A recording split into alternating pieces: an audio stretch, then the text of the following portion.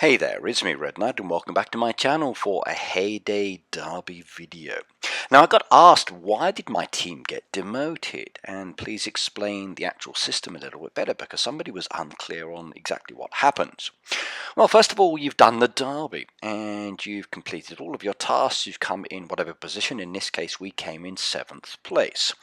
So there's the rewards to be collected. We're not in the top 3 so we can't claim those.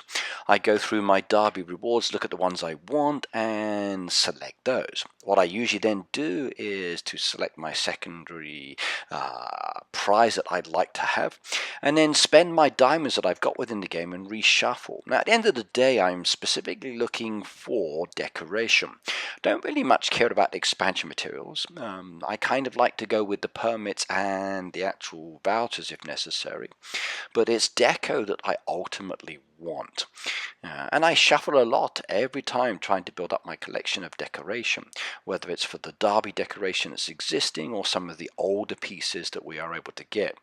So some of you who would have seen my posts recently and said like, how comes you've got all of these prizes? This is the reason why. I shuffle every time if I've got the diamonds on my big farm. For my baby farms I just take whatever's available.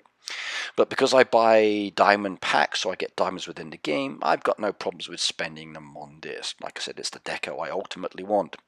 Got some nice little rewards down there, very happy. Some of those deco I've already got, so I might stick with the permit and see if I get something else. I want to collect as many gnomes as I can. And I think there's some good rewards down there. Now you can keep shuffling and shuffling and shuffling and maybe nothing is going to really happen. So at the end of the day you've got to say like, no, I'm not going to spend any more diamonds, nothing's really changing, I'll just take what's on offer.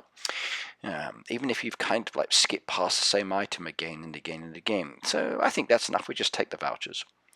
Right, so I've got my prizes, I've got my vouchers, I then click the button to claim my rewards and it tells me my results. Now in this case you can see I've just been demoted, but I came in 7th place, so why am I being demoted? Well, I'm going to explain that a little bit more for you now just to make it a little bit clear so you are also aware of this. Now that was a power derby, and power derbies can be quite challenging. Now at the end of the day each race has a maximum of 15 hoods. So 15 teams register to do the derby, they start racing, they're all allocated together.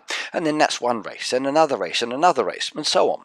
However, you end up with a kind of like a little bit extra sometimes, which means that there's not enough for 15 hoods within one race. So there's a possibility that the number of teams within your race may be a lot less. I've been in races with just 4 people or 4 teams.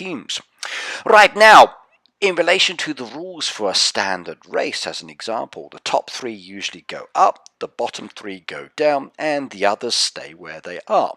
So 1st, 2nd, 3rd promoted, 13, 14, 15 get demoted.